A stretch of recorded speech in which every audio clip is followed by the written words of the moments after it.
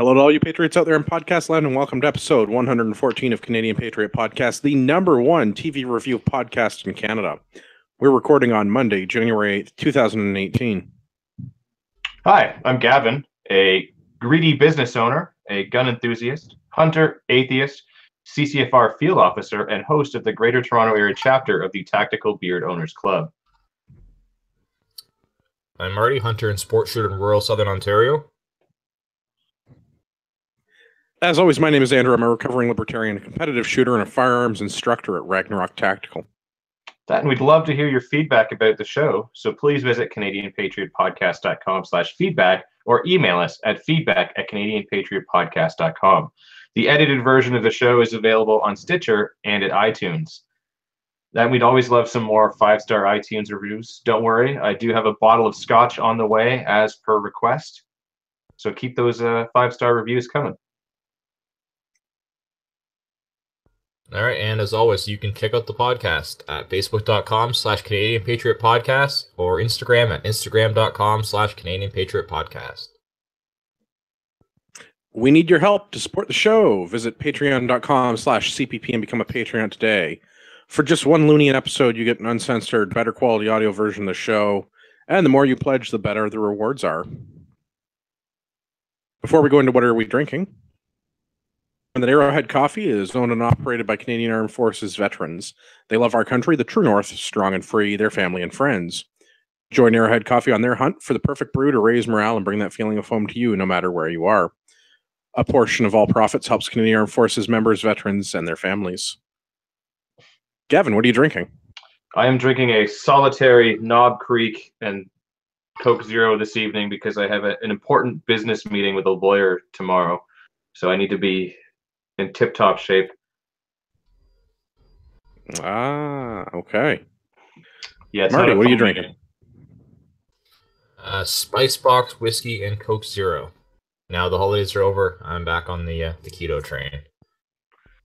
Yeah, I should buy a ticket to ride the keto train, but hey, I went to the gym yesterday and I worked out today, and I shoveled.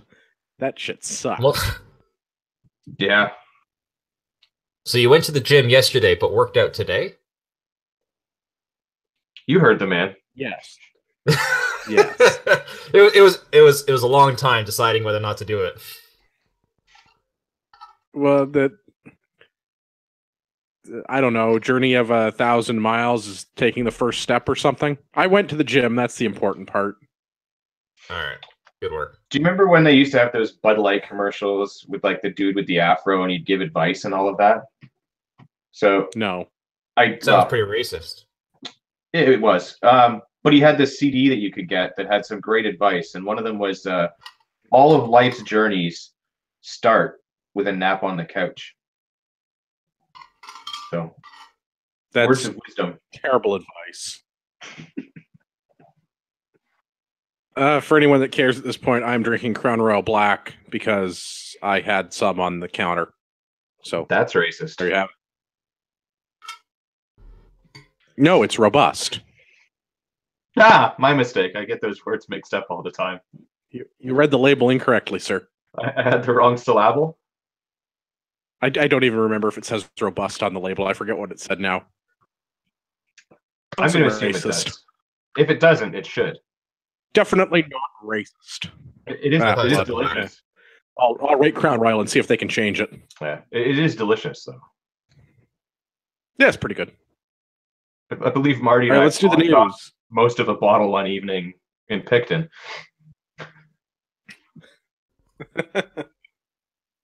Yeah, that definitely did happen. It took me a second to think about that, which tells you that happened.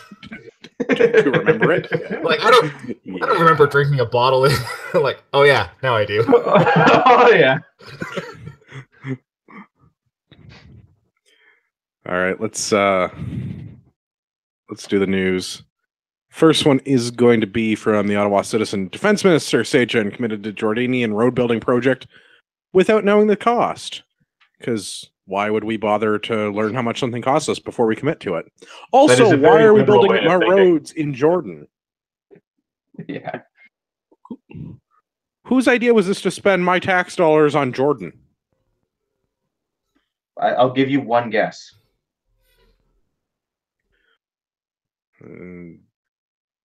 Someone in Jordan. Yeah, probably.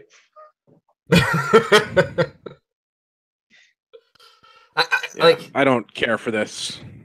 This is just liberals being liberals. Like, yeah, they're just throwing money around elsewhere outside of this country. Like, oh, there's someplace else in the world that needs money. We'll throw money at it. I mean, who cares? It's taxpayers' deficit money. It's not like we have to pay for it.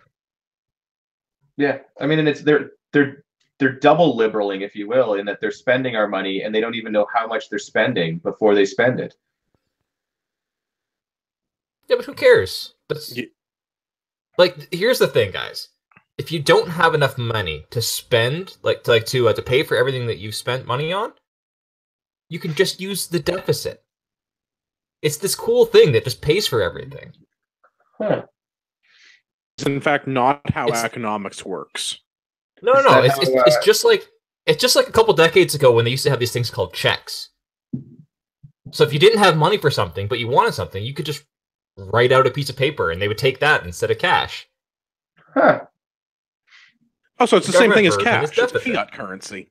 Is that how currency? Defenseman or Pinocchio got his nose to shrink back down after that whole Operation Medusa thing? Well, hey, if he was the architect of Op Medusa, I'm sure that he can be the architect of Op building my roads in Jordan. He is an architect, after all. This is dumb. We shouldn't be building roads in Jordan. D&D should have no part of this. Our government should have no part of this. And we certainly shouldn't be committing to other countries that we're going to build them my roads with my tax dollars. Yeah, the only way that we should be building their roads is if our troops are over there defending our country, which I don't know why they'd be over there doing that. But if they are, and this happens to save their lives, then we should be building the roads over there.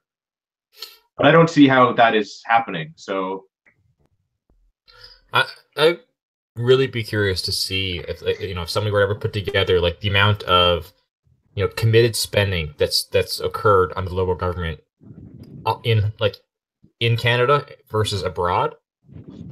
Because it seems like every time there's like a major announcement of like, oh, we're gonna spend all this kind of money, it's always they were investing in infrastructure in Iraq, they're building roads in Jordan. It just seems like it's always outside of this country. Yeah, they certainly aren't building any near me. Well, there's some that could use a little work. We have YouTube feedback from a certain Mr. Furlot of a different podcast. I don't know why he's watching this when he could be participating, but whatever, to each his own. Trevor says that Marty nailed it. All of JT's best supporters are from outside of Canada, and that's why. Yeah. Yeah, I mean, I can't even get pavement on my road. Yeah, well, you can't even get the internet, so I could probably get pavement on my road, but I'd have to pay for it. Yeah, but didn't you have to clear that with the city and like you wanted a foot too much road on your own property? Yeah, we'll leave my road alone because the city and I are having disagreements over that. You would think when you owned a piece of property, you could do stuff with it, but I'm convinced that you don't actually own property. You actually just rent it from the government. Oh, pretty sure that's exactly what you do. Yeah. All right, let's try and find a property in a place with less government. Good luck in Ontario.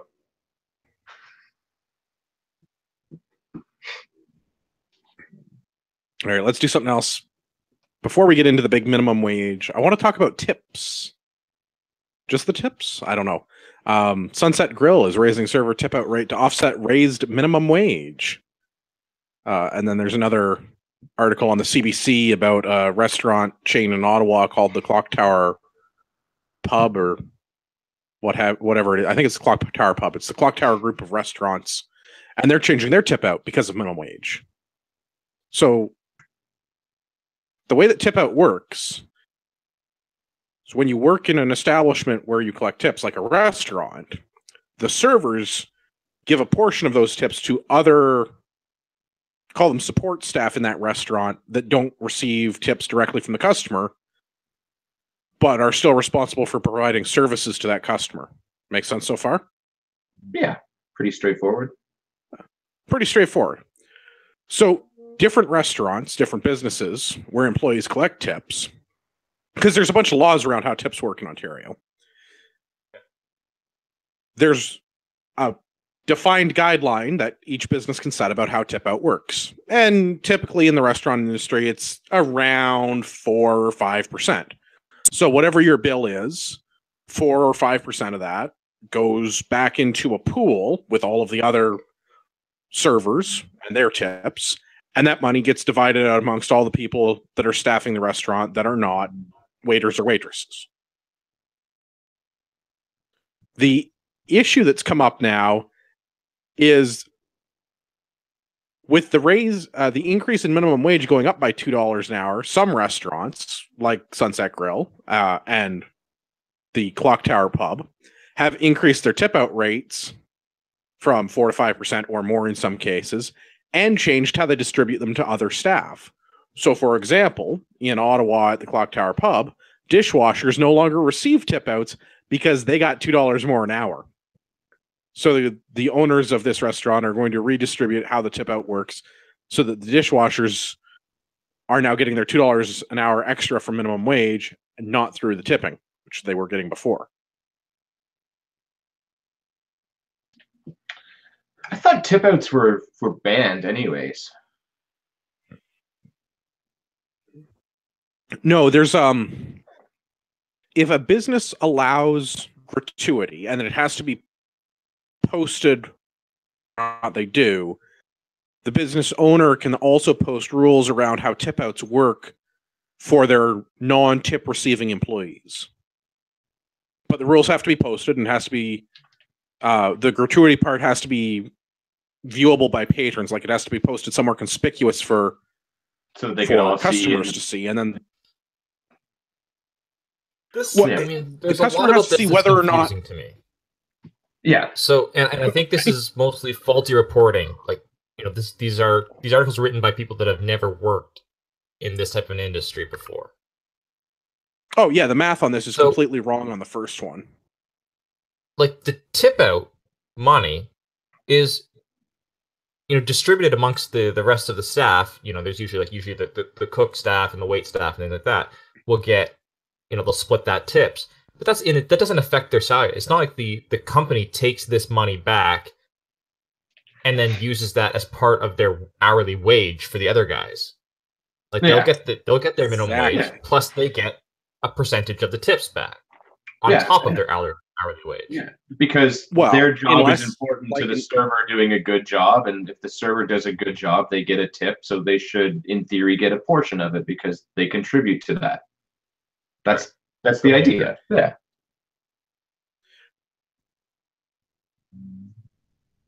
Andrew, you. Sorry, yeah. The part that I was going to agree with you, Marty, is that the logic in the reporting in the first article about Sunset Grill is, if you look at the gentleman's math, very misleading. Because they're talking about the extra $2 an hour being completely offset by the 1% increase in the tip out rate at Sunset Grill, which is not how math works, surprisingly enough. Yeah. But similarly, if you're a dishwasher and you're not getting a tip at the Clock Tower Pub in Ottawa, you're getting your $2 an hour more as at minimum wage. I don't know. To me, I would prefer to know how much I'm actually going to make every day. Like I feel I know what my time is worth. Like the whole tipping thing. Yeah, go ahead. So this 4% to 5% is of the check. So there's the server has to pay out 4% to 5% of of what the customer's bill is. Okay, but because of the minimum wage increase, the prices have all increased. So that's 4% to 5% all just got increased. And so they now have to increase. Right? Because it would, like, if it was $100 check before, and the cost of food has gone up, say 10%, it's $110 check now. Yeah. The difference, like, why would you have to go from 4 to 5% tip out change? Yeah, because the value of the bill would have gone up. Yeah, tip outs So are percentage. how I see this, from having worked as a bartender and things like that, the 4 to 5% that goes to the rest of the staff is pretty minimal compared to what the actual server takes. Most people are tipping out, 15 to pretty well minimum 15%. I'd say is kind of pretty average. And so right now they're tipping out 4%, which gets distributed amongst a much more people. Like, you have all of your people that are involved in the cooking, plus the busing and cleaning staff. Like, there's a lot more people that are being distributed this 4%. Yeah. My interpretation of this is by increasing, like, now that the money has gone up, like the amount of money they're going to be getting from a tip is increased, plus their wages are being increased. They're taking an extra percent to help try to balance out that. Essentially, they're trying to be communists. They're trying to, distribute that money around more evenly. That's what I'm understanding is the logic is from the restaurant owners. Whether or not you agree with it or not. But to me, that's what I see being done here. I don't see it as the restaurant owner is trying to, pay the increased minimum wage with the server's tips. Like what this article is saying. Works. Yeah, that's not how that works. That's not how any of this works. No, that's not how any of this works. I think, Marty, you're right. This is them trying to implement a new and exciting form of communism where everybody is getting somebody else's money. I would actually like to see that this entire industry is, if we're going to change the way that it works, I'd actually like to see the way this entire industry works changed. Because having separate wages for alcohol servers and then having certain restaurants pay staff as alcohol servers when they are clearly not like a bar, but they serve alcohol, so the owner is able to get away with paying them the $2 less an hour than the standard minimum wage. I'd actually like to see the whole thing just get revamped and not have to tip people that are in the service industry, because the whole point with gratuity is if somebody does a good job, but different. The whole point with the gratuity is to offset the minimum wage. That's why they get paid less, is because the expectation is that you tip them. Yeah, well, and that's why just pay them the actual minimum wage, and then we don't have to tip. Yeah, and your hourly rate becomes your hourly rate. And if you're good at your job, you keep your job.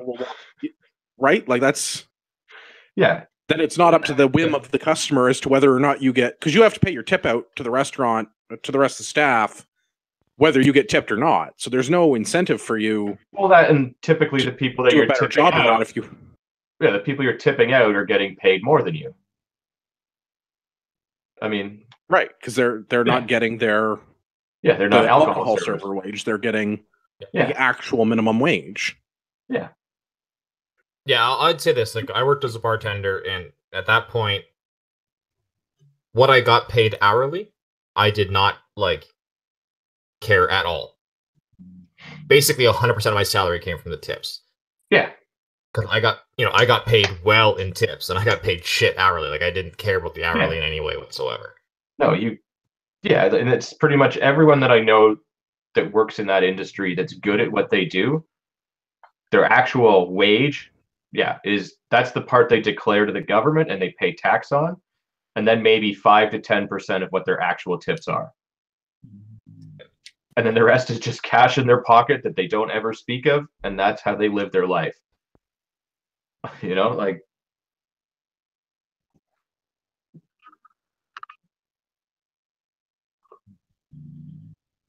All right, let's do one more before we get into the main topic. Another CBC article. Small businesses try to support staff amid minimum wage hike. And I really need a button that says hypocrisy alarm, because Jesus, CBC, get your stuff together. So looking at a couple examples from this article, some of the businesses that are not changing how they do their tip out or what they pay their support staff. As an example, for ways to improve efficiency. Well, Why wouldn't you just be doing that anyway as a business owner? What has that got to do with the minimum wage? Shouldn't you just be trying to be a more efficient business to begin with? Well, see, what you're missing is that improving efficiency means running with less staff. Yeah, at a lower cost. Well, yes. In the example with the restaurant owner that the CBC decided to interview, that is not the case, because he's talking about going from 3 hours of prep time on a meal to 2 hours of prep time, which I'd like to know what he is prepping at a restaurant in Toronto that takes 3 hours, because that seems a little bit absurd. Yeah, but the other thing that they mentioned is slow roast. But you don't have to pay a person to slow roast something. You put it in the oven and you stick it on the machine. Yeah, but yeah. Nah, it's not 3 hours. Your prep time is normally chopping everything. Absolutely, but you're still going to have to chop everything unless you. No, now they're doing it faster, apparently. Right, like I don't understand how you should be improving efficiencies in your business anyway, because that improves your bottom line as a business owner, because that's how profit margins work. You know, economics and that allows you to pay stuff. Your staff more. Right, one would think, but the other. The one trick that you can use that no one will expect is to moderately increase your prices.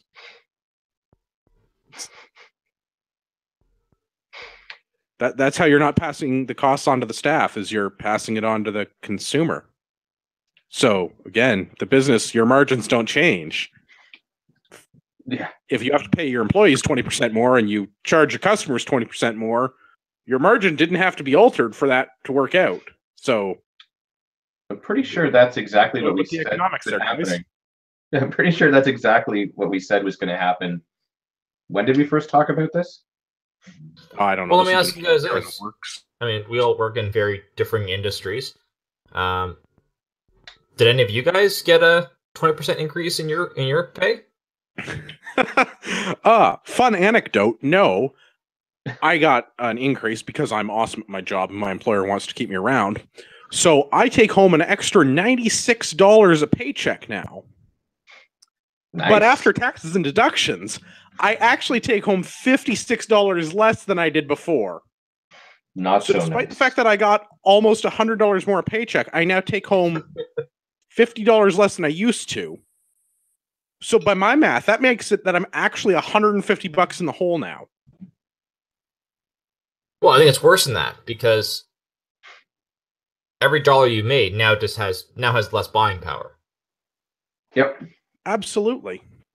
So, and that's where I was going. Like I don't see. Yeah. I didn't. As someone who doesn't make minimum wage, we don't get a raise, and so your buying power is just decreased. Anyone on a fixed income has now lost buying power. Yeah. I mean, luckily, it hasn't affected my business yet, but we have some people that we employ that are close to the new minimum wage. Previously, they were, comfortably above, which is where we needed to be for market rate for the quality of people we want to hire, even though it's low skill. I mean, it's picking parts in a warehouse. But, we were starting people at $15 to $16 an hour when, minimum wage was $11.50. Because to keep good people, that's what we needed to do. But now, people may start jumping ship. If they could find a job that is closer to home, maybe they lose $1 an hour, but it doesn't cost them $20, $30 to get the work. So in the long run, or it's less physical. Yeah. So when everybody's annual, review comes up, I'm going to have to take this into account. So, that's going to bump everybody up. And then it's eventually going to have to filter through my whole organization, because, the guy that has been there for a long time and, made his way, he's going to start getting close to other people, and I'm going to bump them up too. So it's going to slowly affect everything. And the market is going to kind of dictate where I need to pay everyone, because if minimum wage has gone up, that's always a viable alternative to go back to that, if it's a high enough wage, because people are going to just think, oh, well, I was getting paid this to do this, but slightly less to do something a lot easier, not a bad deal. But, you know, these are the things that nobody was thinking of except for the panelists on this show. Fun anecdote. I told you I went to the gym recently. It was a terrible experience for everyone involved. Yeah, it was a couple of days trip. Yeah. Oh, it was. I had to take a rest on the way there and on the way home. But I was listening to the employee talking to one of the other, I don't know, I get patrons, we'll call them. Gym goers? I don't know. Another person who was at the gym but doing anything at the gym, which is there converting the oxygen into carbon dioxide. The fellow that worked there, though, recently transferred to got a job with the gym where he used to work as a stockist in the, or stock boy. Can you call them stock boys? I think stockist is the technical term. Just don't call them the chief stockist. That's not appropriate. Right. Well, you can't call them the stock boy because that would be assuming their gender, and we can't do that in the current year. But he used to work in a grocery store, and he thought the gym was great because the gym paid him an extra $2 an hour. Until this week, when all of his friends at the grocery store now make the same that he makes because he didn't get a raise, and he is not doing anything easier.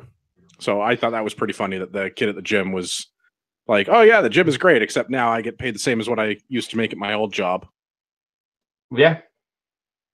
So, I mean, he may leave that job and go back and do the less physically demanding, you know? Because he's making this like on a much lesser scale, but hopefully it's evident to people is, you know, this is how the middle class gets compressed down. You know, this is how the middle class becomes closer and closer to the poverty line. You know, you're raising that poverty line without raising everybody else with it. You know, everybody in the middle class, they don't get a raise. Everything becomes more expensive, so every dollar they make is worth less, and they become, you know, closer and closer to that poverty line. I would like to see, we should go back and look at the numbers from the last time that we talked about the price of Tim Hortons coffee and see if it goes up 20% to coincide with the current wage increase like it has every time that Ontario's increased their wage in the last, 10 years? Well, yeah, as we're about to talk about, that is, at least for now, as of today, not the plan. And that's what's caused all of the problems that we're about to talk about. I realize that Tim Hortons has said that they're not going to increase their prices for the time being, but like the margins have to be kept up in order for the stores to be profitable for everyone to stay employed in business. Yeah. So something's got to give, and if it's not the price on the consumer side, then it's got to be on the staffing side or something else on the expenses column. Now, like if you can't increase the income, you've got to decrease the expenses. Yep. Now, that's true in general. But what happens if you've sold shares in Tim Hortons at somewhere along the line, and so you're independently wealthy? I mean, then you should just be expected to lose money, right? I mean, totally. You're just being greedy. Yeah, like you shouldn't be expected to still want to maintain a profitable business because that's just greedy and irresponsible. You should just lose money to support the liberal political agenda, right? Yeah. And one that doesn't actually help people, right? Like, if you want to vote Liberal and be part of the Liberal Party, then I am all for the Liberal government taking away your money. But for those of us that didn't vote Liberal and saw the writing on the wall and understand, basic economic principles, I personally would like to keep my money. Yeah.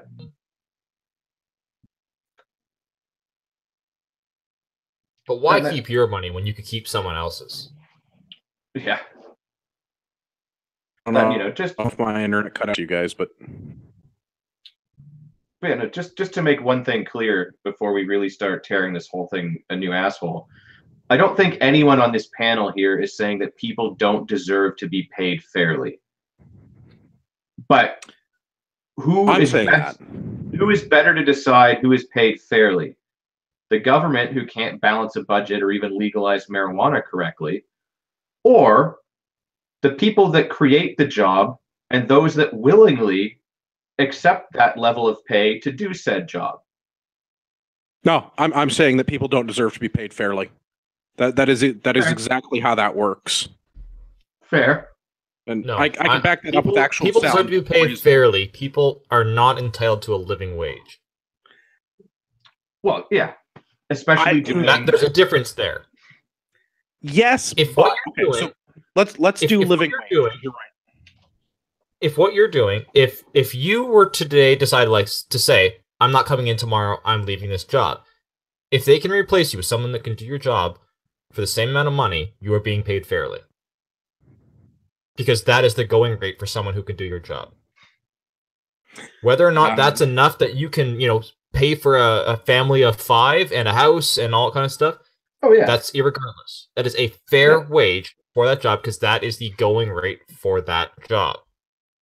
Yeah, I disagree with that slightly in that what is fair and what the market rate are not necessarily the same thing. As an employer, I want to pay you as little as possible to get as much out of you as I can because that improves my margins. That makes it better for me, and I can afford to hire more people to do more work. But the market what rate is to try to determine what the minimum you can pay someone is governed by the market rate. Yeah.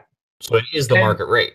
And I mean, that's sort of tempered by like skill, experience, seniority, and all of that. But that's what I mean. Like, people deserve to be paid for what they put in, for what they're doing, and then balanced out with, if they've been there for a long period of time, then maybe they get a little bit more money because you want loyalty to be rewarded and things like that. But you deserve to be compensated for the work that you put into it. And that's based upon a few criteria that you and your employer agree on. That is fair. Depending on what you do, that may or may not be a living wage, which is a totally different thing. And you are not entitled to that living wage unless the skill set and experience and everything that you bring to the table justifies that you were paid that much. And punching numbers into a cash register at McDonald's, I'm sorry, does not entitle you to that. Or similarly, if there was a shortage of population, if there was a shortage of workers, then yes, even though you have an unskilled job, if there's a shortage of workers, your labor becomes that much more valuable. Yeah. So, for example, importing, mass numbers of unskilled workers potentially is having an effect on your wage. Yep. Okay. I am agreeable to this. Let's talk a little bit about the living wage. What in Ontario do you think a living wage would be? No Googling. Listeners at home can Google. So I don't know what they like. What did they say? Minimum wage is 20. What did they say? It was 25,000 a year. So I don't know. Average rent is for a place in Toronto, at least, is like what, $2,000 a month or something. Okay. So you need to make. It comes down to like what they define of a living wage is depends on what their definition, like what their minimum standard of living is. And that's what I'm getting to. So let's. If I remember correctly, the Ontario government determined like recently that $25,000 a year was a living wage. That was their number for the pilot program of the Mincome. Yeah. That we're giving away your money. So let's look at an actual number, since living wage is a made-up thing that doesn't mean anything. Let's look at a real metric, the poverty line, which in Ontario is just over $20,000 a year, $20,600 and change. Well, if you're a full-time real employee, that means you work 2,080 hours a year. Well, if I take $20,600 and I divide it by the 2,080 hours that you worked in a year, that means to be above the poverty line, which in my opinion means you've exceeded having the minimum requirements for a living wage because you're not living in poverty. I would have to pay you as an employer about $10 an hour. There's absolutely no reason for anyone that's currently on minimum wage to be living below the poverty line, provided they're a full-time employee, which I think is the big caveat with this, with minimum wage, is jobs are typically not full-time career jobs. They're not meant to be. They weren't designed to be, and they shouldn't be for people to have a living wage. They're for people to gain skills to get a job where they are valuable enough to be paid that fair wage that we talked about, so that they can then live, or they can then earn their living wage and live comfortably, or at least above poverty. Yeah, that's how that works. Yeah, basic Austrian economics, guys. Yeah. Right? Like, isn't that, like, to me, that's an abysmal number. The fact that the poverty line is that low, that literally anyone making minimum wage under the old system should not have been living below the poverty line unless they weren't holding down a full-time job, which I think speaks to other socioeconomic factors, not a problem with their employer. Yeah. And I mean, if you may need to move to a more affordable city or cut back on the donuts, and junk food and stuff like that in order to survive on the lower wage that you have. Like, you're not entitled to live in a specific place. If you can't afford to live there, go somewhere that you can afford to live. Yeah, you might have to move to where the job is. Yeah. Like, you absolutely should move to where the job is. In the city that you decided you wanted to live in. But you're not entitled to a job, full stop. Yeah. There is no requirement. Well, in Canada, there are some things that you're entitled to, but a job is not one of them. What?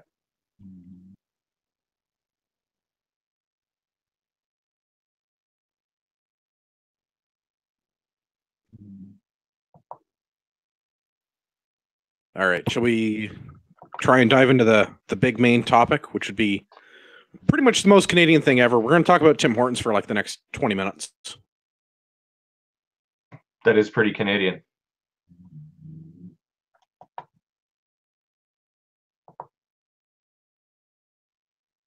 Did we lose Marty? Now this is... No, I'm here. So essentially what we're talking about here is that Tim Hortons franchises, they are not in control of the pricing of the product, but they are in control of everything else. So, like, they're in control of how to maintain their, like, how to control their expenses, just not in terms of what they get for the products. The products are controlled by sort of headquarters. So in Ontario, we've raised our minimum wage. So, like most businesses, are just going to increase the product price to offset that increased minimum wage. Tim Hortons, right now, at least, the franchises are not allowed to do that. So they're looking for alternative ways to reduce costs to offset the increase of the labor costs. So, and that's basically what we're talking about here is specifically one Tim Hortons location was called out for this because they had reduced, this was a Tim Hortons that was going above and beyond what was required for minimum wage for their employees. They were offering, benefits and things like that. And as a result of the minimum wage, they've had to claw back on some of those things that they were offering in order to keep the bottom line. All right. Yes. So let's go back to the big important thing with how economics works for everyone out in podcast land. There's really only two sides to the equation: the income and the expenses. And in this case, Tim Hortons is saying that you can't charge more to your customers, so the income side of the equation has to stay the same. But the expenses side of the equation has gone up because the government is saying you must pay people more money. So the difference has to balance and come from somewhere. Labor capital is the single biggest expense in running a business. Paying people to do their job is the thing that you're going to spend the most on. It's also the easiest thing to control, particularly with hourly workers and minimum wage employees. What's really easy to control if you have a restaurant where you pay everyone the minimum wage? If you have less of them work, or you have all of them work less hours, it's just straight multiplication. You have to turn out less money on their paychecks. That's the easiest way for a business to control costs, is through whatever their labor expenses are. So it makes sense that if they're not changing the amount of hours, that they're changing the other benefits regarding their labor, like their benefits package in this case. Right? You have to have the cost control somewhere. Otherwise, the business won't be profitable. And if the business isn't profitable, then everyone's out of a job. Yeah. And I think this is a perfect example here of, you had a business that was profitable and had enough excess profit that they could help the employee. They were offering benefits, they were paying, for the benefits for the employee, keep the employees happy and things like that. This is an example of, if you leave the money within the business, that trickles down. Businesses aren't trying to screw over their employees. They're trying to maintain profitability while keeping their employees happy and keeping their employees motivated. So they had a little bit of excess that was being given back to the employees. Now that excess has been eaten up by the government. They no longer have that excess, so they have to take that back. They have to pull those perks back from the employees. Similarly, this is the same taxes. Go ahead, Andrew. I was going to say, I want to come back to the taxes thing because this is important, but I wanted to go back to Gavin's anecdote with his employees. This is the same thing. This is a franchise, like Gavin's business, that was paying better than the market rate at minimum wage to have better employees. Yep. That was all I wanted to get at with this, was the reason that they're doing this. They want to maintain good people. They can have a better caliber of employee because that will make them more money, because their employees are going to be more productive. If they get sick, they don't have to come into work because they'll have that couple of days of sick leave. If they need, whatever sort of benefits packages were available to them, that will encourage a better caliber of employee, which means less turnover and less capital expenses on human resources. Yeah. I mean, and it's like, for the employees that had these benefits canceled, it sucks. It does. Like, they had something and now they don't. And, as a business owner, like, I've had to do this to my employees where, we still offer benefits and all of that, but we've had to scale those back over the years because, with the crazy dollar fluctuations and everything else, it's just been getting harder and harder to make money and do business.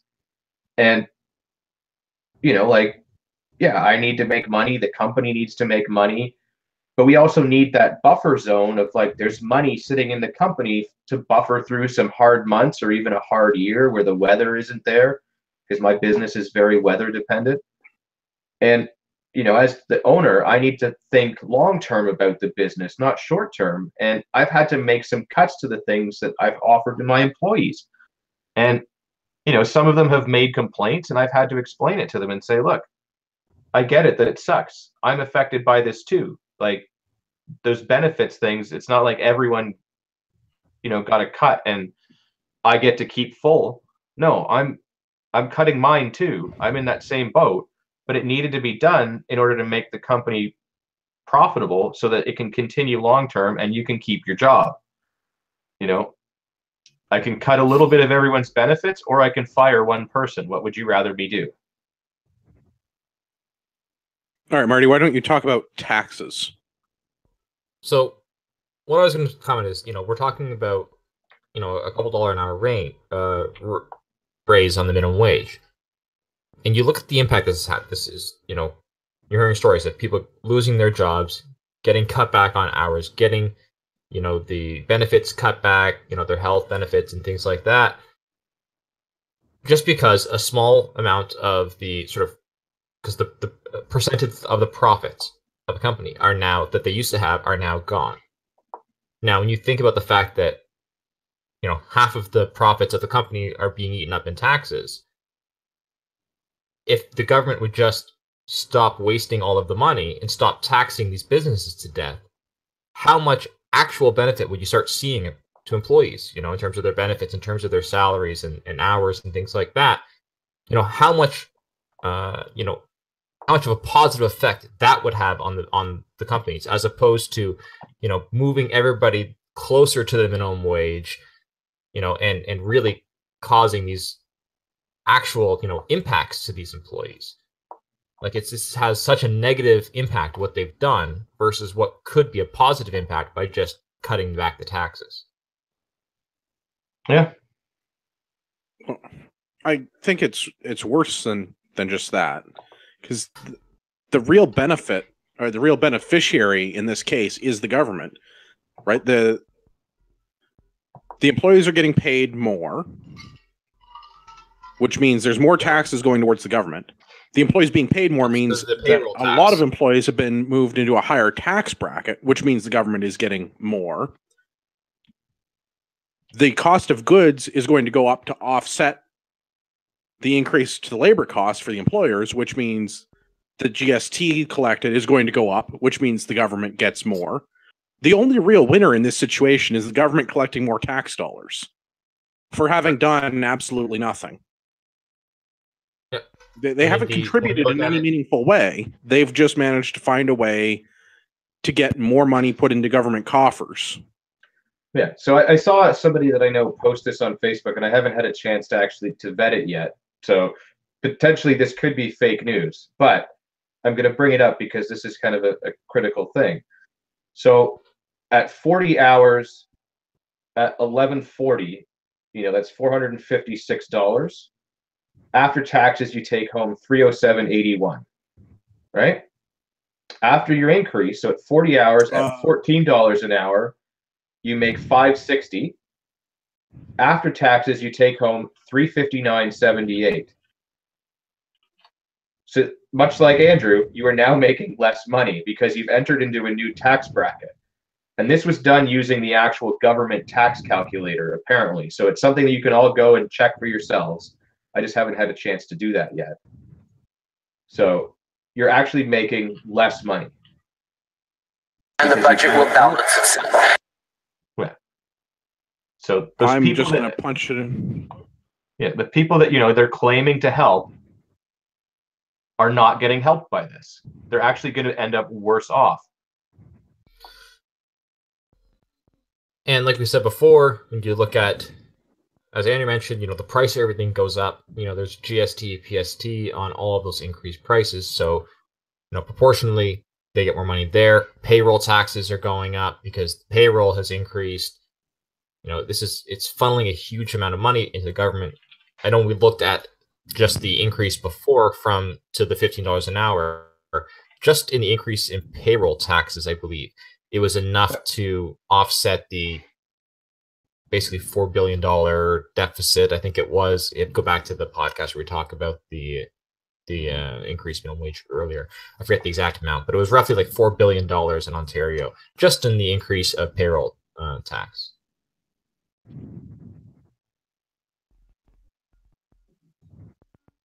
Well, I am just doing some quick interning on the Government of Canada CRA payroll deduction calculator because I'm curious how Gavin's math worked out. Okay, while you intern on that, I'm going to intern on getting myself another drink. There you go, good lad.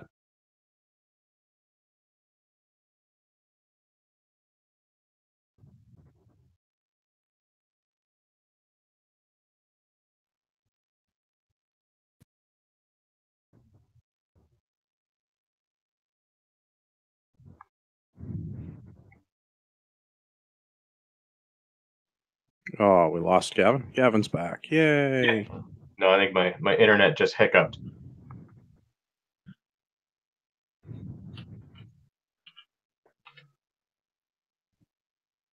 It's probably all these hours that have been cut. The internet's not working so good. The internet's gone down.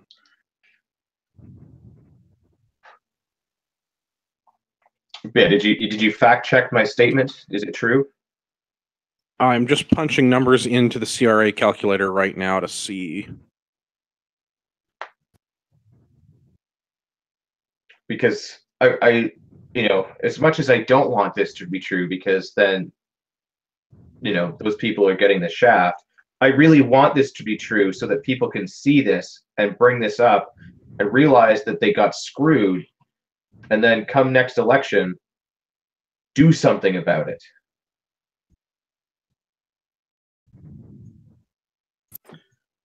I don't think they're getting screwed that badly. I just did the math for like a basic hourly employee for a regular bi-weekly pay period without any major contributions to like company sponsored pensions or anything like that, just like your regular CPP and EI. Yeah. And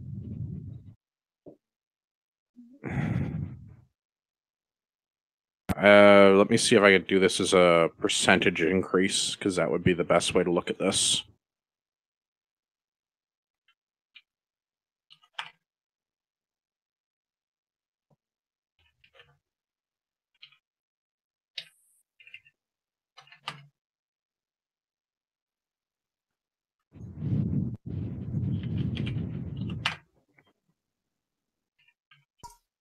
This is some quality YouTube live content we got going on right here, guys. Yeah. Whatever. Trevor okay, can suck it. Well, whatever. Marty, you're back? Yeah, I'm back. All right, I'll fix it in post. Quality interning on the CRA payroll deduction calculator. Well, you didn't expect the government website to work, did you? Oh yeah, it took me a second to do it because I had to like take the numbers out of the payroll calculator from the government and do actual math with them. But like a regular after 5, the website shuts down. And it actually did hang up on me. It definitely gave me a page loading error on one of the calculations when I ran it. But the difference is 3%. You're taking home 3% less pay, despite getting a raise to $14 an hour. Like I shouldn't say that. You're not taking home 3% less pay. Your deductions has increased by 3%. Yeah. So you are having more money, a larger percentage of money being deducted while you are being paid more per hour. So you are taking more home at the end of the pay period, but you are not taking home as much as had you just worked an extra couple of hours to get the difference. Okay, yeah. So yeah, you are taking home more, but it has net is so is the government. The net is more, and the deductions are also 3% higher. Yeah, because it's bumped you into a new bracket. So they're not just getting more of your tax dollars because you're making more money. They're actually taxing you a higher percentage, so getting even more than if you had just gotten more hours or something. Yes, that's government. Infuriating. Thoroughly ridiculous. Ridiculous.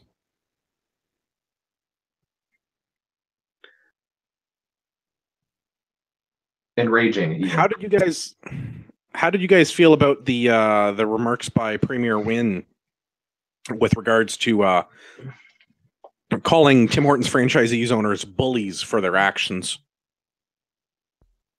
Ridiculous. Yeah. That she's the biggest bully of them all. I mean, that could not be closer to the truth. Because really, none of this would have happened if the government would not have meddled in the first place. If they would have just left it alone, the franchisees wouldn't have changed people's benefits packages or had to cut hours or cut their benefits or do anything else. Everything could have just run along with the status quo. But like we said, the only people that benefit from this are the government because they found a way to get more tax dollars. Yep. So again, the franchisees aren't in control. Yeah, the franchisees aren't in control of the price. So they had to claw back somewhere. So it's whether they had in this case they cut back benefits, whether they cut back hours or that, she still would have blasted them for being bullies. And her argument for them being bullies is because the owners of this particular franchise has independently wealthy. But that just because they're independently wealthy doesn't mean that they are required to run a loss in their business that they have. That's how they stay just to wealthy. Support, just so that her policy looks like it's a success. Yeah. Well, okay, so in Ontario, I know this because I've recently gone through some interesting dealings with CRA. Even if you're independently wealthy, your business is not allowed to run at a loss because the CRA will put you out of business. Yeah. So even if you wanted to run at a loss, the government will prohibit you from doing this. Yeah, can't you only run at a loss for like 4 years or something like that? It depends on how your business is structured, but essentially, yes. Yeah. You can carry a loss as a corporation for up to 7 years, but you have to turn a profit at least every 4 years. Otherwise, the CRA will try and close you down. And the rules are different for different types of businesses. But in general, yes, in order to have a business that you're allowed to operate in Canada, without CRA trying to shut your business down, you must turn a profit. So even if you're independently wealthy, you can't run at a loss just for if it's your hobby to employ people. Yeah, that's if right. It's your hobby and you want to do good. Yeah.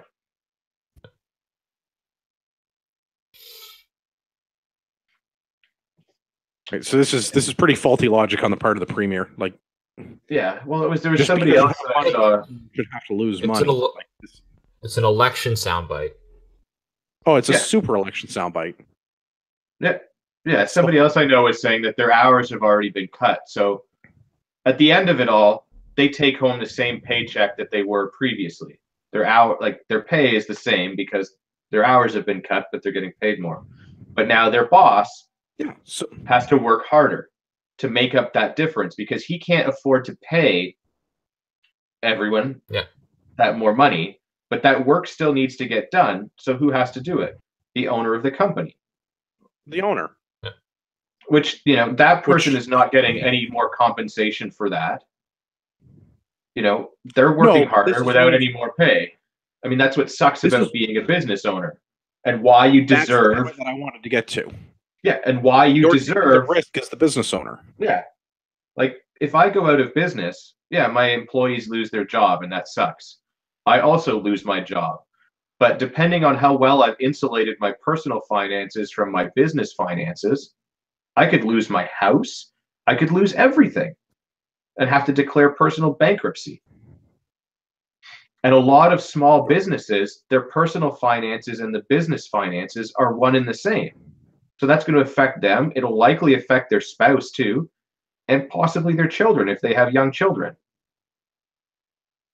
Absolutely. This is the risk that you take by being a business owner, which is why you deserve the reward. Gets the reward as the business owner because you own the means of production. But it also means that you're the one that has to do the production if there's no one else there to do it. Yep. You're the one that's responsible for any of the filings with, like, if CRA comes after you. If one of your employees screwed up and didn't do your books right, doesn't matter to the employee, but it matters to you as the business owner because all the risk is on you as the business owner. Yep. Yeah, your name is on that piece of paper, so you're the one that's liable if anything happens.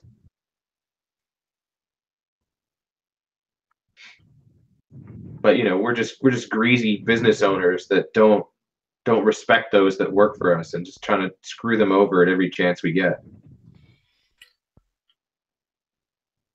All right, I want to do. You know what? It's good political to do that because there's more employees than there are business owners. Yeah. So politically, it makes sense to be like, all those business owners, they're all trying to screw you over and vote for all us. of the greedy bourgeoisie capitalists. Yeah.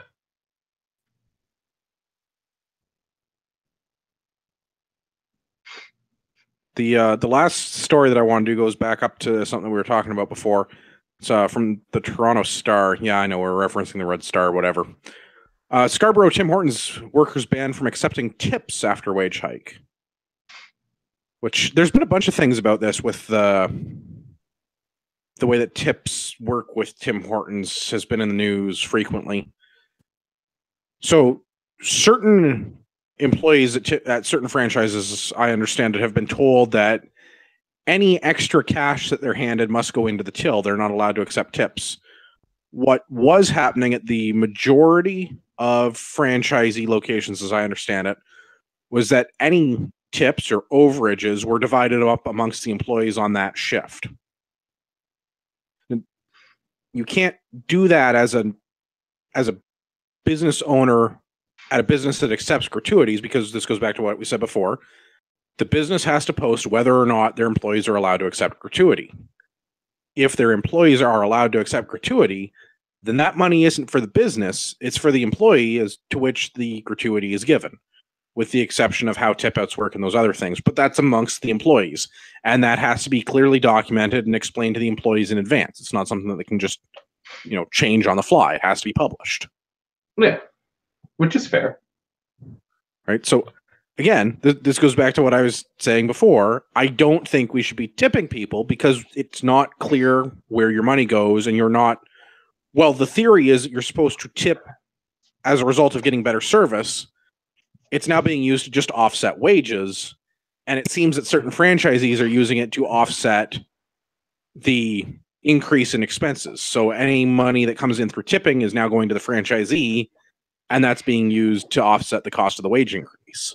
Pretty sure that's called theft.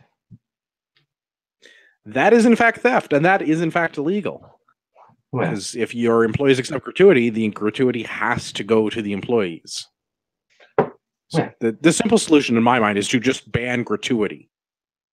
People just get paid what they're worth. Yeah, tipping is basically spit insurance so that it doesn't end up in your food at places you go regularly. That's what that is. And I think it's nonsense and it needs to stop. Because I know, servers deserve to be paid fairly for the work that they put in, like we've said earlier. And they should be paid the same as the people in the back if you're going to have a minimum wage thing. But yeah, and the cost of the food is going to be more expensive. So as a whole, the people frequenting restaurants are going to pay the same amount as if they would, including the tip, so that it all flows through the system. But at least then I don't have to tip extra. Like, there's no legal obligation for me to pay this money, but I'm paying it because I don't want spit on my burger. Right, but if we could extricate the government from this entire transaction, then we don't have to deal with your spit ending up in your burger, because your employees will be paid that fair rate that we talked about, whatever they're worth. And if they're spitting in people's burgers, they won't be employees in a restaurant any longer. Exactly. And the market will correct itself, kind of like what's happening with the minimum wage in Ontario. The market is trying to correct for this, because if we could just get the government to stop interfering, I feel like things would go a lot better. Yeah. Things would be a lot better all over if we could stop the government from interfering. We'd have a lot less debt. Yeah. We'd have a lot less of a lot of things, and I'm okay with that. I mean, it's one of the most frustrating things to this whole thing. It's like, you look at, here is a government who clearly has no understanding of economics, like judging by the amount of debt that our province has. And that they're mandating their economics on private businesses now.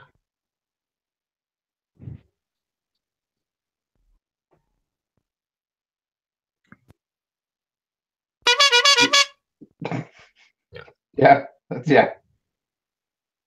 all I got. That's the only Yeah. Well, when you went to school for drama instead of economics and you run a country, what do you think is going to happen?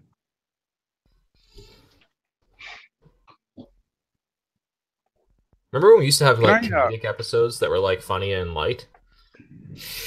Yeah, I miss those. This has been a run of very dark episodes.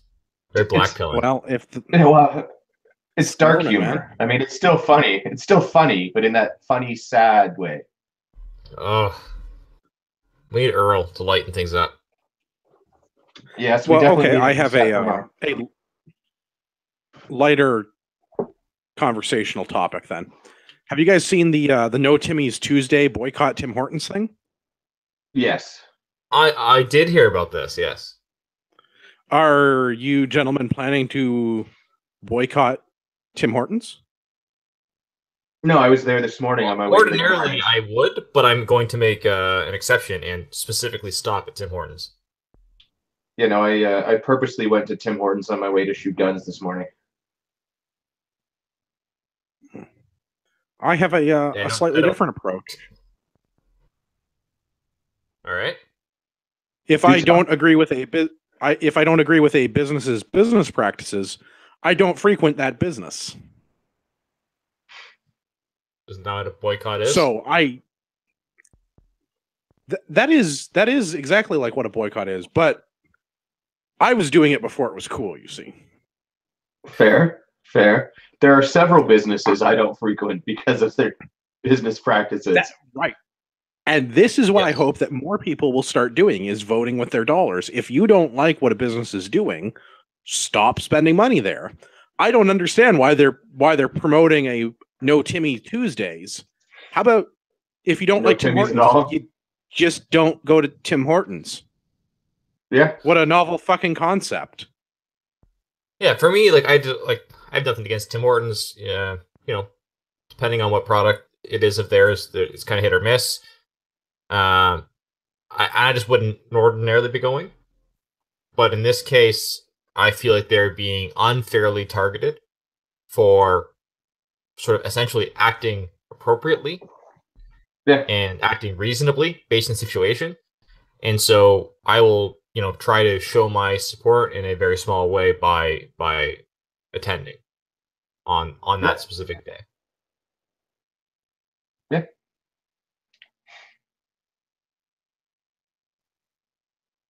Well, that, and I mean, it's some franchises, not all. So, like, you're gonna go and punish the ones that aren't doing the bad thing.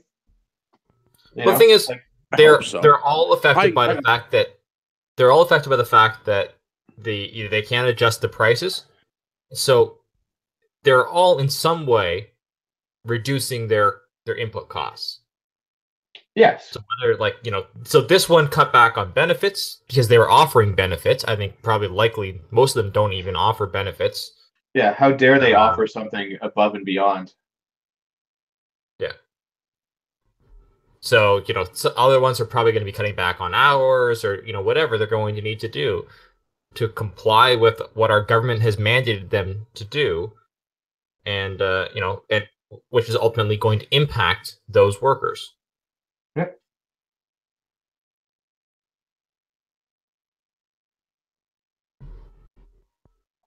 Yeah, I mean, it's ridiculous. Like, people are basically pissed off at two locations, and now they're going to boycott the whole chain for something that, a reaction to the government. And now I've seen that they're going to try and make it illegal for businesses to react to the wage change and stuff like that. Like, so you're Why going are people boycotting the government?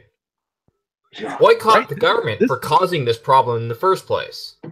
This is what I hope happens, is enough people are going to start doing these boycotts and actually look at where they're spending their money and maybe come to the realization that if the government would just stop interfering with private enterprise, we wouldn't have any of these issues.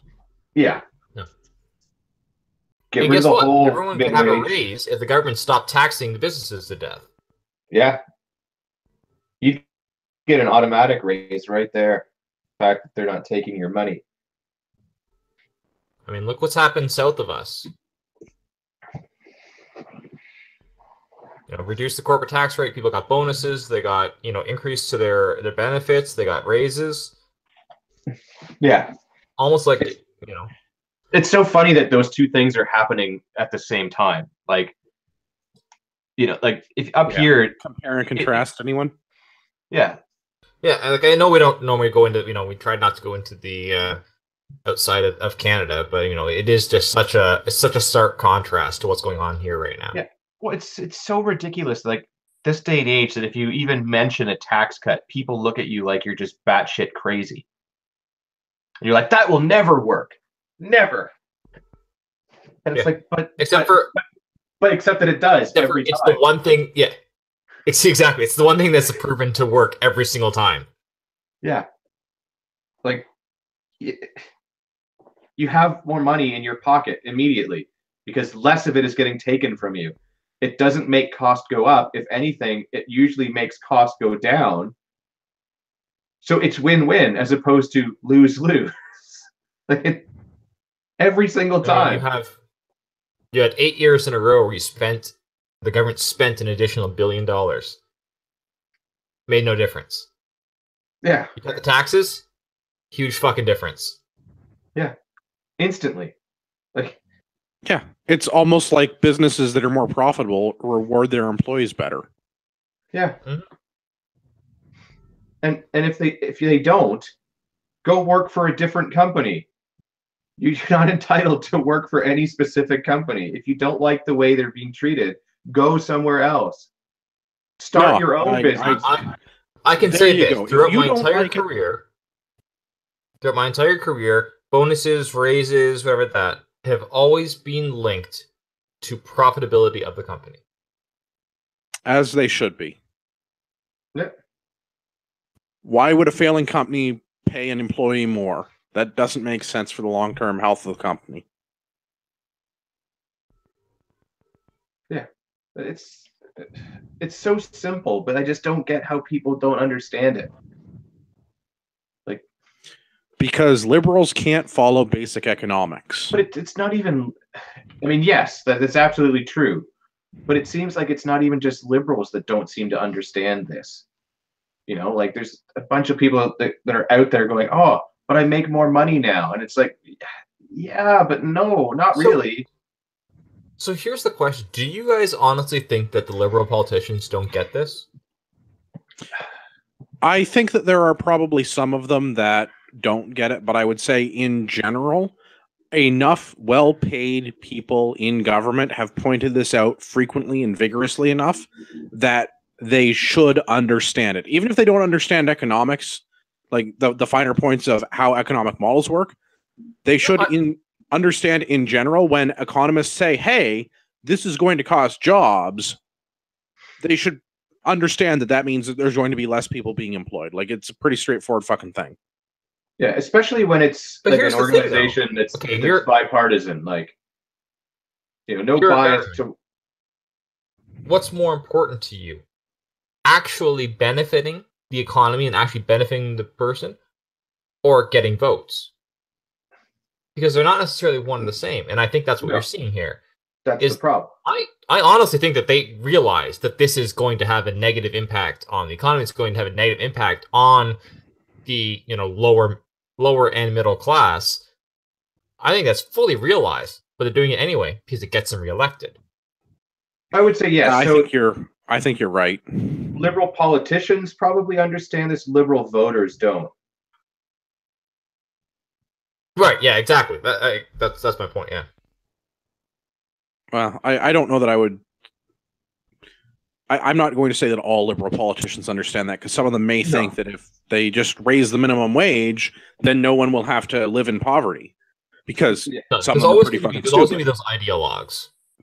Yeah. Right. And that's what I mean. Like, there's no getting around those. But I would say in general, most of them are not so intellectually dishonest as to not intentionally misunderstand that. Yeah. Like the little potato, I'm sure he doesn't understand this. But the finance minister, I'm sure does. I suspect that Wynne does. I think Wynne absolutely does. Yeah. She seems crafty.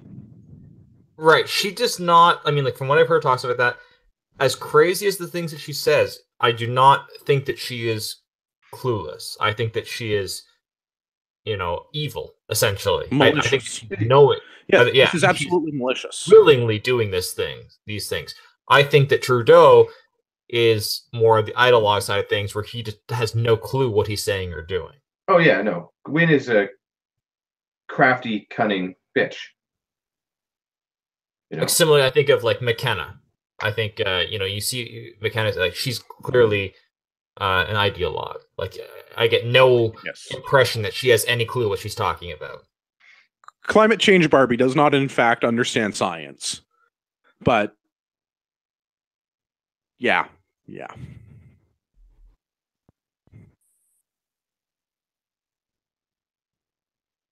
well. Hopefully, that'd be an interesting one. That'd be an interesting topic for the podcast one day. Is like to go through like some of the more well-known MPs and like give our opinions on whether we think that they actually know what they're doing, or if they're just malicious. Like a Cheers and Jeers episode for. Yeah, like, are they malicious or just clueless? That's what I want to know for each person. Ooh, that could be interesting. That could be fun. Okay, yeah, we should do that. We should go through, I think, at the federal level and do that. Maybe we do all the cabinet positions.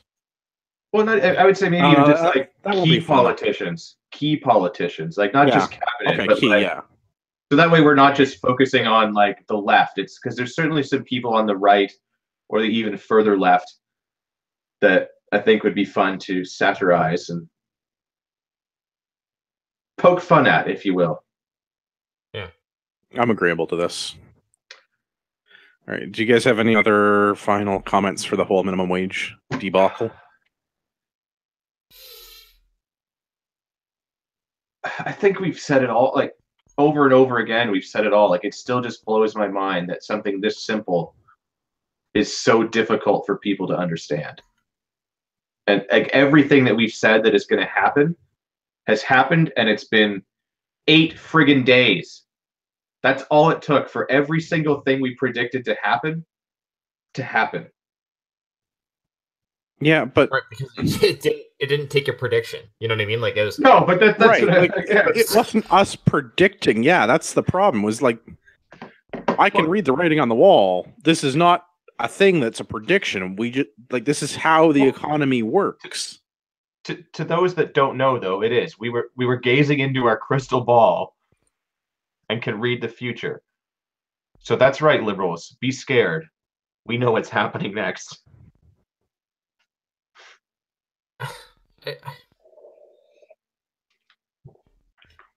I don't know if, like, there's been so many examples where you've seen, Austrian economics, Friedman economics, or whatever, where you've seen the impact and the positive impact and how it's worked and how it's been a success pretty well any time it's been implemented. And then you've seen communism and how it's been, or socialism, communism, and how it's been a failure every time it's been tried, every time it's been implemented, how it's resulted in millions of deaths, and yet here we are. 100 million.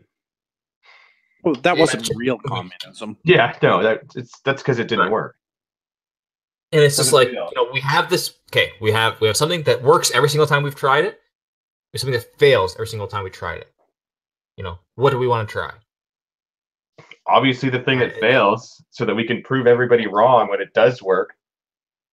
Personally, I'd like to try less government. I think we should try less government. That sounds like something that appeals to me. Yes. It's crazy that we're here still. It's just crazy that we're here still having this conversation. Yeah, we should be talking about funny shit again, not this shit again. Yeah. I blame our education system. I blame the government, which by extension includes the education system. Honestly, I think that is where it's all started. I think that our education system has failed us. Well, yeah, because they're more concerned about telling 12-year-olds how to stick stuff up their butt rather than tell them how to balance a budget. To be fair, that is very important for those people, because there's a very high likelihood that they are going to be putting things up their butt, and a very low likelihood that they are going to be paying taxes. No, but like, it's one of those things where it's like, that seems to be, to me, that is the root of it all. That is the intentional takeover. Like, you could take over the voter if you take over the education system. Yeah. And I think that's what we've seen happen.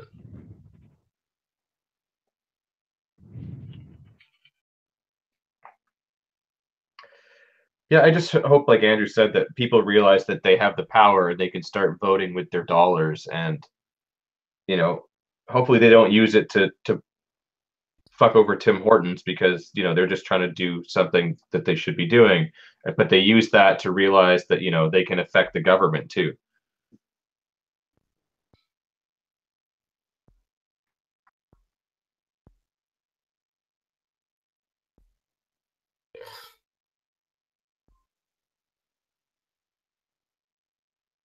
Again, it's a very black pilling podcast. I think we need to change the name. I have no faith in the Canadian voter. That's just like, oh god. Yeah. Well, I have 2 very good communist quotes in our vein of the government problem and the school system problem. Lenin said it would take a generation for him to be able to change the world. This was based on the education system. He was talking about indoctrinating an entire generation of youth. And Stalin, education is a weapon, and it depends on who holds it and how it's aimed. This is Marxism in action in our education system through our own liberal government over the last 50 years. Yeah. Our current predicament is the product of our own government. This is cultural Marxism. We have arrived at the point where the government wanted us to get to. I mean, maybe we're not quite as far as they'd like to keep going, but I don't see it getting a lot better. We're kind of at that tipping point, right? Well, we're past the tipping point. Business owner, private businesses, capitalists, air quotes, capitalists, are at the point where they're trying to figure out how to implement communism within their own businesses through how they distribute the tips their employees earn. Yeah.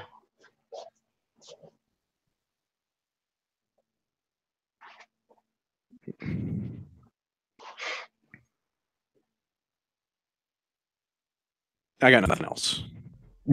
We good? So next week, can we talk about like guns or something fun? Yeah, next week I think we're going to talk about guns. Well, are we also going to talk about that other dickwad? Yeah, that'll be next week. The Canadian Bo Bergdahl. Yeah. Yeah, we'll get to that fucker. Why Trudeau was meeting with him. But can we do that at the beginning of the episode and then talk about fun stuff so we at least end on a fun note? Fair. I think that's reasonable. We can do that. Right. No rapid fire feedback. If you want to get in touch with the show, feedback at CanadianPatriotPodcast.com. Marty, where can everybody find? Let us know what you want us to talk about when it comes to guns. Yeah. We will argue about pretty well anything. Just give us a topic. Yeah. Glock. Hey, remember that time we talked about pants for an hour? Yes. Do you want to hear more about was pants? Fun at it. Also, as a reminder, next week is our draw for the Matador Arms giveaway. So if you're still listening, you haven't gone ahead and one or both of our videos with the Matador Arms products, and made sure to like both CPP and the Matador Arms Facebook page. You've got one whole week, well, a little bit less by the time this comes out on the edited version if you listen on some podcasting app, because it'll probably be out on Tuesday. But Monday the 15th, we're going to do the draw for whoever's going to win the Matador Arms prize. I'm pretty sure they're giving us a $100 gift card. Yeah. Damn, I don't have it in the show notes in front of me, so I'm going from memory. I'm pretty sure that that Matador Arms is a $100 gift card to give to our listeners. Well, whatever. We'll just take it out of Marty's check if it's less than that. Communism. That's how that works, right? Oh, I mean, hey, you increase the expenses and didn't increase the profits. It's got to come from somewhere. Absolutely. Gavin, where can everybody find you on the internet? The best place to find me on the internet is Instagram at urbex_GTA. All right, Marty, where can everybody find the show? The same place as at the beginning. Facebook, Instagram, as well as you can send us your feedback at CanadianPatriotPodcast.com/feedback. Also, I'll take your money. Go to Patreon, patreon.com/CPP. Send us a loony. We need please. your help. Yeah. I have to renew the web hosting soon. Come on. Yeah. With that money, we could go buy like a fun gun and do a review of it and have something cool to talk about that's not blackpilling. I just want to pay for the server space, but okay, we can do that too. Buy me a gun. Why not? As always, my name is Andrew. You can find me at ragnaroktactical.ca. Come and buy some bandages and first aid supplies. You know you want to. I have to apologize to Rod Giltack. I'm afraid we could not fit him on the show tonight. He wanted to be paid above market rates, and that's just not in our budget. For all of our listeners out there in podcast land, I'd like to remind you that you are the true North, strong and free.